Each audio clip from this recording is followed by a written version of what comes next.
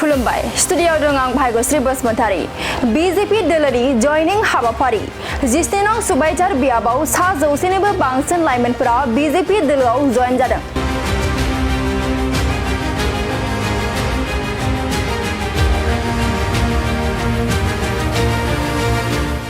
नंगौ दासान्दि बीटीसी बिसायख'थिया खाथिनिफ्राय खाथिसिनाव सफैनाय लोगो लोगो गासैबो राजखान्थि हान्जाया गावबा गावनि दोलोखौ गोरानिफ्राय गोरासिन खालामनो जुजिलायनायखौ नुनो मोननाय जादों। थिग बेबादिनो 17 नं सुबाइजार बियाबाव गासै 100 निबो बांसिन लाइमोनफोरा 17 नं सुबाइजार बियाबनि एमसीएलए प्रभात बसुमतारीनि नुजाथिनायाव मैया जयेन जायो।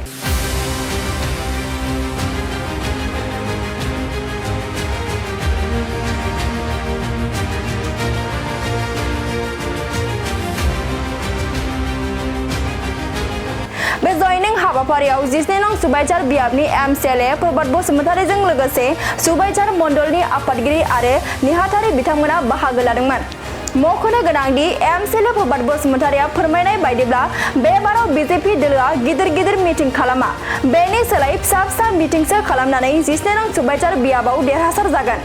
नोंथांनि चेनेलनिफ्राय बड'लेण्ड बुब्लिनि चेनेलनिफ्राय बयनिसिमबो दिनैहाय जाय बिथांमोना जोंनाव जयेन जानो फैदों बिथांमोननिसिम बयनिसिमबो गोजोन हामलायथि बावहरबाय आरो बिथांमोनखौ बजबनानै लाबाय। दा दिनैहाय भारतीय जनता पार्टीनि बानजायनायाव मण्डल कमिटिनि बानजायनायाव जोंहा नै तपन दास बिथांनि बानजायनायाव दिनैहाय बर' इयुथ्सफोर 100+ बर' इयुथ्सफ्रा दिनै भारतीय जनता पार्टीयाव जयेन जाफैबाय। बिथांमोननिसिम साबायखर थाबाय आरो बिदिनो गोबांथार माने भारतीय जनता पार्टीयाव हाबनो थाखाय दंबावो रेडि जानानै जों बेखौ समजों लोगोसे जों नोंथांमोननि थ्रुयैनो जोङो खिन्थाना होनो हागोन आरो एबारथ' एकदम जरदार भाबै माने बीजेपी हिसाबै एबा सुबाइजार समस्तियाव देरहागोनाबो रोखा जाबाय आरो गोख्रों हिसाबै जोंनि कार्यकर्ताफ्रा जोंनि वार्कारफ्रा दा खामानि मावगासिनो दं। सिं खामानि मावबाय थादों।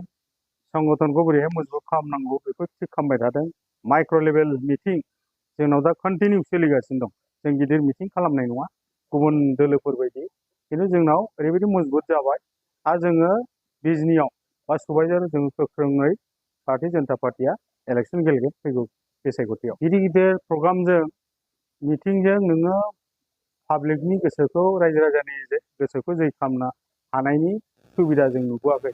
25 बोसोर जाबाय जोंबो राजनितियाव आगान होबोनाया जोङो फिसा मिटिं खालामनानैसो मोनसे समाव साक्सेस जाबोदोंमोन। एबार जोङो बीजेपीनि नियम नितिया बेनो थारमाने फिसा मिटिंजोंसो जोङो गोबांथार गिदिरथार फिसायानो जा गिदिरानो जा मिटिं इलेक्सनखौ साक्सेस खालामबोदों। बिटिएफनि थासारियाथ' दा बिजनि हिसाबै बा सुबाइजार हिसाबै मोनथाम भाग जानानै दं।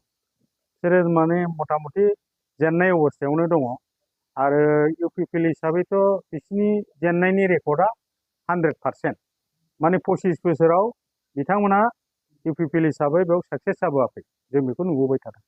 भारत माता की जय बर' हारिनि जय बर' हारिनि।